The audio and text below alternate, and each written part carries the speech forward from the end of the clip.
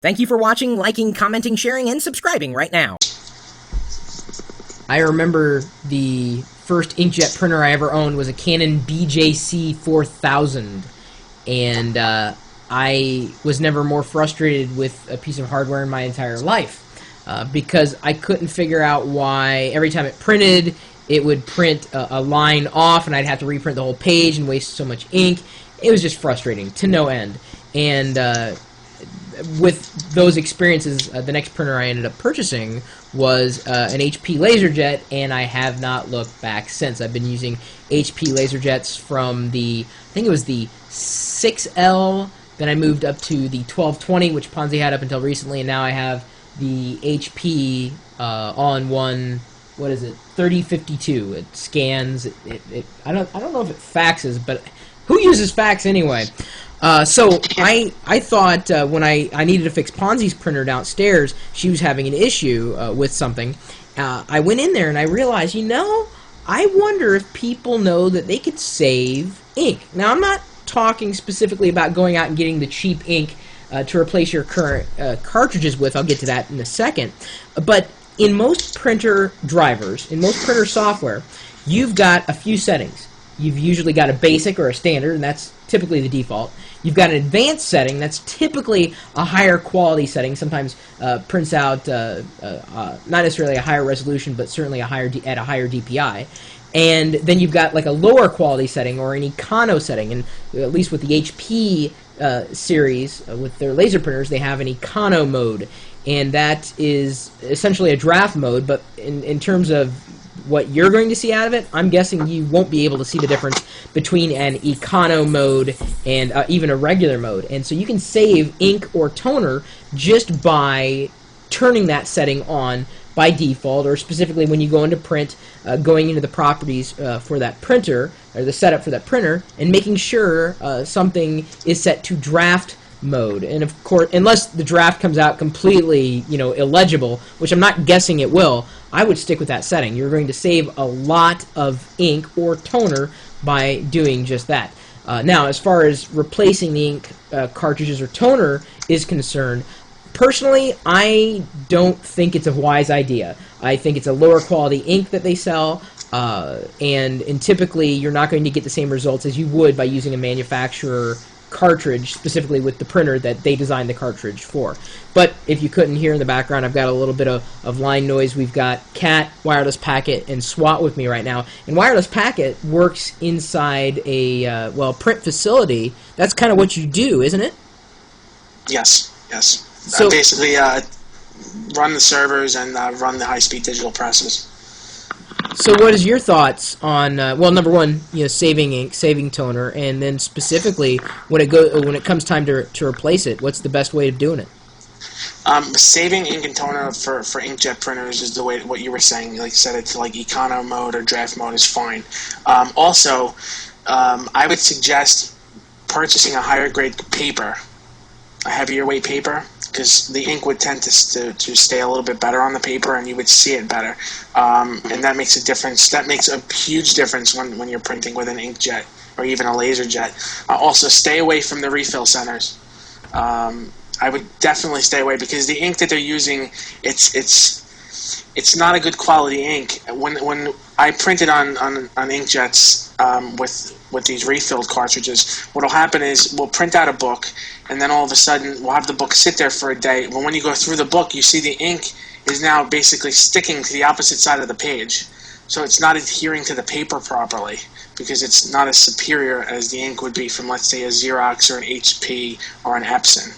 Their inks are they're just better inks. They're more money, but they're higher quality. They're going to last longer, especially when you print photos. Definitely would go with the ink from the manufacturer of your printer. But stay away from the refill centers, please. Yeah. So I would suggest that, definitely. SWAT? Our department runs the econo mode on the HP printers right now. Do you feel that saves you? The department thinks that it's saving us money right now. They really like the HP printers on econo mode right now. Yeah. Like I said, honestly, I've printed out regular and then Econo, and I'm like, well, whatever they're doing, it seems fine to me. Whether they're bleeding it a different way or just printing out in a lower DPI, dots per inch, I can't perceive it. Then again, most of what I print is typically not graphics. It's definitely not photos. It's text. It's not a lower DPI. It's just it's a lesser amount of ink that's being put onto the paper. Oh, okay. And That it's makes not sense. as dark. Yeah, you don't.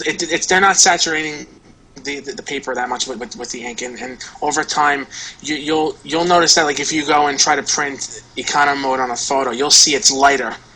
It's not as saturated as it would be. It's not as bright or vibrant. Yeah, I don't know if I'd suggest econo mode or some type of a savings mode for any kind of photo. I would tend to say, definitely not. Well, if you're going to print photos, first of all, I don't know if I'd even recommend a photo printer as much as I'd recommend like a dye sub, something where you know what you're printing is going to be around for 100 or so years. And a lot of these people printing off and trying to save money with their printed photos find that within 5 to 10 years, those photos, they don't exist. It's just they're so faded. It's horrible.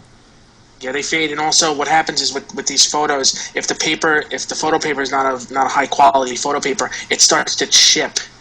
You'll see cracking in the photo. Wow. And that's something that you have to take into account, because weather affects the photos, humidity affects your photos, and I would suggest, if you're going to get photos printed, just go to like a Costco or a Walgreens and get them done there. You can pick and choose whatever you want, and just bang, or do an online photo center. I'd suggest that also for pictures. So what do you think, Kat? You guys have covered pretty much most of the tips that I have, but another one that you guys haven't brought up. If you are, let's say, printing, you're working on a presentation or a brochure or something that's going to be in color, always do your draft printing in black and white. Yes, of course, right before your final print, you're going to want to test print in color at least once to make sure your colors look good. But if you think you might be printing over and over just to check your layout, do it in black and white. Yeah. Colored ink is way more expensive. I always do my testing in black and white. Yeah, and that even reminds me when you go to buy the printer, check to make sure that if it has a separate black cartridge, because if it doesn't, you're going to waste even more ink by combining the other 3 colors to make a black, so it won't even be a true black, and you end up spending a lot more money. So make sure your printer that you do get has a separate black cartridge itself. Or that, you print in grayscale for draft. That's a good tip. So suggest like the $99 printer, the $79 printer. They're going to print like a $79 printer. Okay, the more expensive the printer, the better the quality, the better the inkjet heads on the printer are.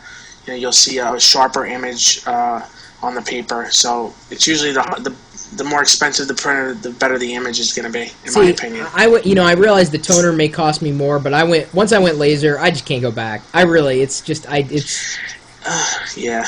just so much better. Laser. Especially if you're.